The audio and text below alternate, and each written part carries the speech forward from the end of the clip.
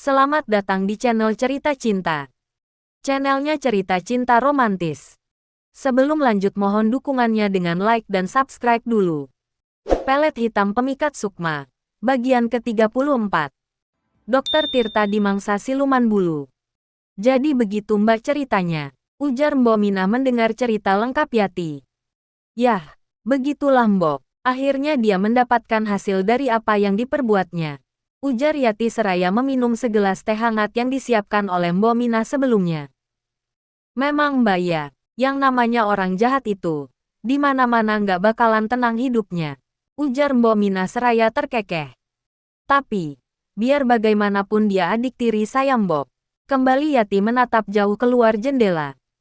Kami pernah dibesarkan bersama. Dan saya tahu persis kenapa dia berbuat begitu.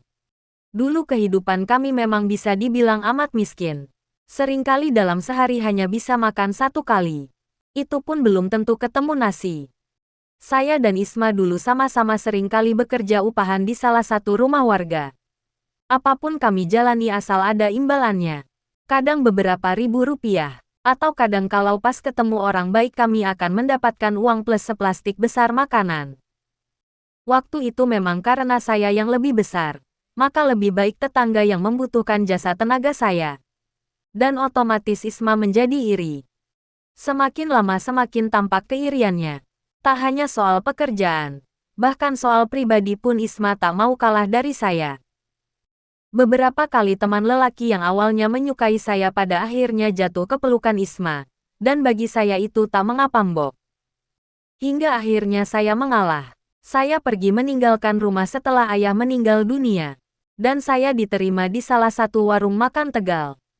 Kebetulan bapak pemiliknya baik, sehingga selain bekerja, ada waktu buat saya melanjutkan pendidikan. Dan akhirnya saya dipertemukan dengan Mas Arman. Dan begitulah. Pada akhirnya Mas Arman diambil oleh Isma. Namun pada akhirnya Mas Arman pun dikhianati olehnya. Dan kini, Isma terbaring tak sadarkan diri dengan lelaki bernama Wisnu sebagai penjaminnya. Mungkin suami barunya mbok.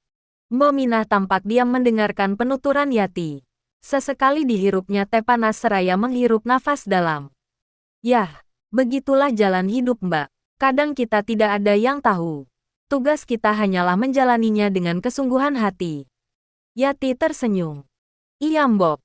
Mbok mau tehnya lagi. Ujar Yati seraya mengambil teko untuk menuangkannya pada gelasnya dan Mbok Minah. Namun, belum juga gelas itu berisi penuh.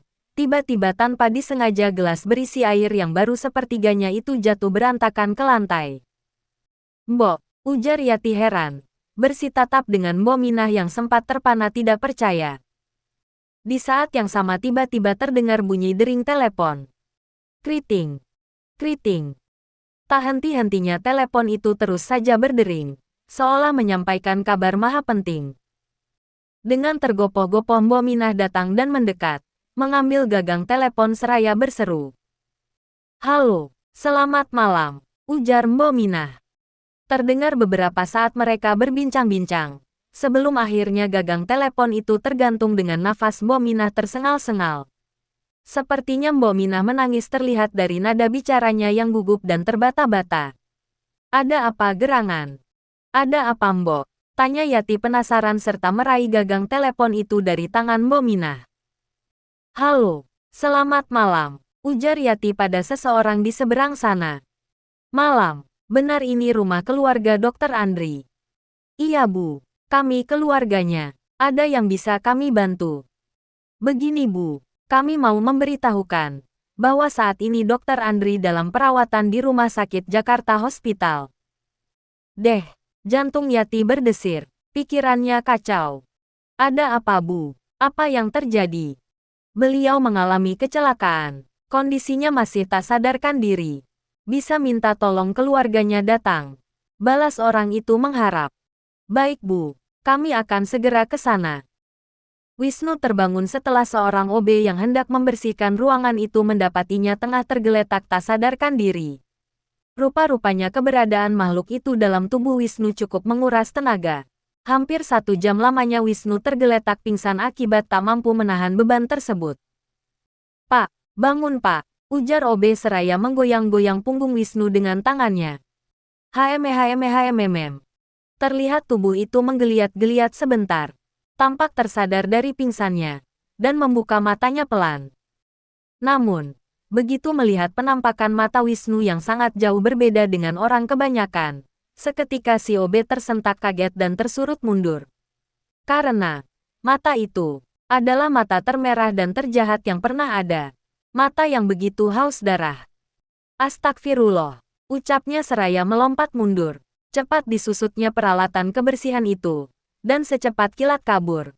Meninggalkan Wisnu yang terbengong kaget dengan reaksi OB yang menjerit ketakutan. Ada apa dengannya? Aneh. Gumamnya seraya mengikuti arah lari OB tersebut dengan anak matanya. Kriet. Terbuka pintu ruang perawatan dengan Isma di dalamnya. Tampak seorang dokter dengan baju putih-putih keluar dari ruang perawatan. Sesaat tampak tangannya melepaskan sarung tangan karet dan mengambil nafas dalam. Sebelum akhirnya berseru pada Wisnu yang tampak terduduk di bangku tunggu. Keluarga Ibu Isma, ujar dokter itu pada Wisnu. Wisnu yang baru menyadari kehadirannya sontak terlonjak, dan berseru. Ya dok, saya suaminya. Dokter, bagaimana kondisi istri saya? Apakah sudah baik-baik saja? Tanya Wisnu tak sabaran. Kembali dokter itu menarik nafas panjang. Terlihat seperti sedang mempersiapkan sebuah jawaban. Bagaimana kondisinya dok? Ujarnya lagi penuh kekhawatiran. Maaf pak, kami sudah berusaha sekuat tenaga. Namun akhirnya Tuhan berkehendak lain. Darah terlalu banyak keluar dari tubuhnya. Tubuhnya terlalu lama mengalami kekurangan darah. Dia kehilangan sampai 40% lebih. Sedangkan donor yang didapatkan hanya baru 500 mili. Sangat jauh dari yang seharusnya.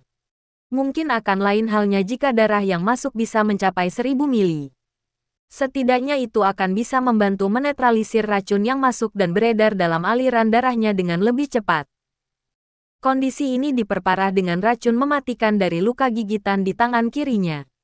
Kalau boleh tahu, binatang apa yang sudah menggigit tangan Ibu Isma itu? Ujar Dokter Tirta memastikan.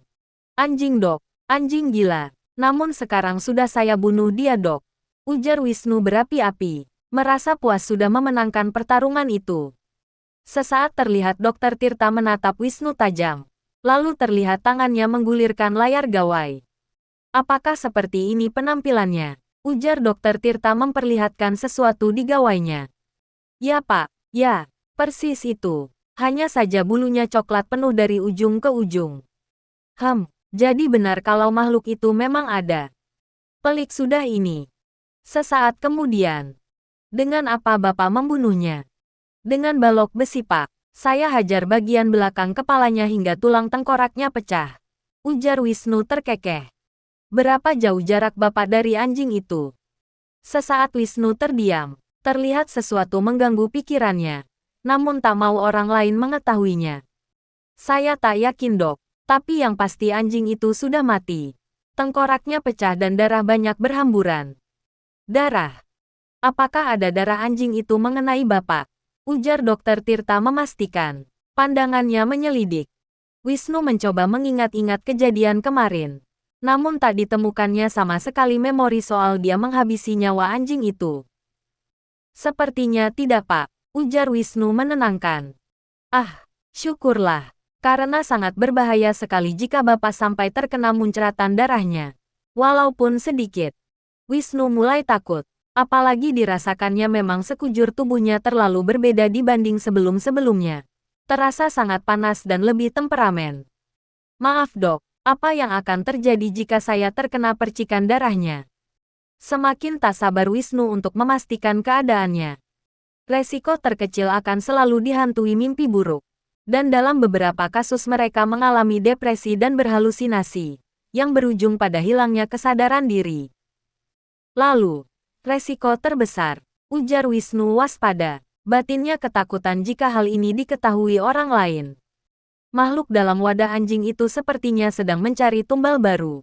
Atau biasa disebut inang baru. Jadi, ujar Wisnu tertahan.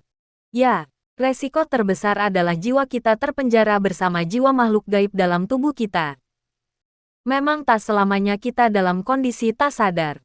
Sesekali kita akan beraktivitas layaknya orang normal. Namun, jangan sampai ada yang mengusik jiwa tenangnya. Karena saat kemunculannya sesungguhnya adalah yang paling berbahaya. Jiwa makhluk gaib itu akan bangkit dan siap mendominasi tubuh inang itu. Dia akan bereinkarnasi dalam wujud baru. Dia akan menjadi makhluk setengah siluman. Astaga, seketika darah di tubuhnya berdesir. Oke dok, baik. Sekarang kembali ke topik. Bagaimana kondisi istri saya? Ujar Wisnu yang masih dilanda kecemasan. Terlihat Dokter Tirta mengucapkan beberapa kata yang membuat tubuh Wisnu kembali bergetar hebat. Dan di saat itulah terjadi perubahan yang baru saja mereka perbincangkan. Astaga, istighfar Pak, istighfar, ucap Dokter Tirta berkali-kali. Tak menggubris ucapan Dokter Tirta yang terpaku pada tempatnya. Sosok Wisnu perlahan tapi pasti berubah. Hawa haus darah segera tercium. Sekujur tubuhnya dipenuhi rambut hitam yang lebat dan kaku. Kuku-kukunya memanjang dan tampak hitam. Tangannya berubah lebih besar dan berbulu. Sedangkan wajahnya perlahan-lahan berubah jauh lebih ganas. Dengan taring mencuat dan gigi geligi hitam meruncing. Sepasang tanduk hitam menonjol pula dari dahinya yang mengalirkan darah segar. Arngeh, ujar Wisnu seraya menggelengkan kepala. Memamerkan surainya yang terlihat panjang dan gimbal. Astagfirullah. Tobat Pak, tobat. Ujar Dokter Tirta beringsut menjauh. Mendapati mangsanya mundur.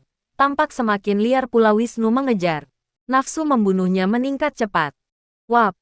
Dalam sekali hentakan kakinya, ia telah mampu menahan laju dokter yang sedianya akan melarikan diri. Ampun, ampun, heh. Ujar Dokter Tirta saat tangan Wisnu menarik batang lehernya hingga badannya terangkat. Nafasnya tampak terganggu karena cengkeraman Wisnu yang begitu kuat pada tubuhnya.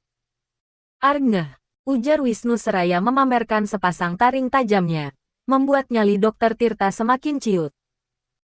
Dan dalam hitungan detik, tanpa perlawanan apapun yang cukup berarti, makhluk itu sudah mencabut jantung Dokter Tirta dari tempatnya, dan melahapnya mentah-mentah. Haegehaher. Hanya gelengan itu yang terlihat saat perlahan-lahan tubuh Dokter Tirta terkelupas dagingnya dan disantap dengan nikmat oleh makhluk buas yang mendominasi tubuh Wisnu. Arngeh, ujar Wisnu lagi seraya mengangkat tangannya tinggi-tinggi dan menghempaskan sisa makan malamnya pada kolam di depan rumah sakit, membuat para pengunjung berlarian panik. Biur. Sesosok tubuh berbalut jas putih terjatuh dari lantai 3 rumah sakit. Jatuh tepat di tengah kolam. Tempat berkumpulnya keluarga pasien melepaskan kepenatan. Mayat, mayat.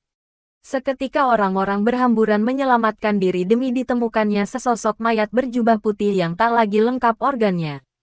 Sosok berjubah dokter yang tak lain adalah mayat Dokter Tirta yang telah tewas di tangan makhluk siluman dalam raga Wisnu.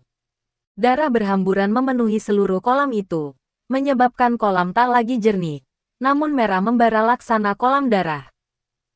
Namun, seketika pandangan mereka beralih pada satu sosok tempat dokter itu terjatuh. Jauh di lantai 3 sana. Hei, apa itu? Tunjuk seseorang pada makhluk hitam berbulu. Yang tak lain adalah sosok Wisnu yang telah bertransformasi menjadi makhluk siluman. Lihat, ujar yang lainnya menunjuk. Makhluk apa itu? Bersambung.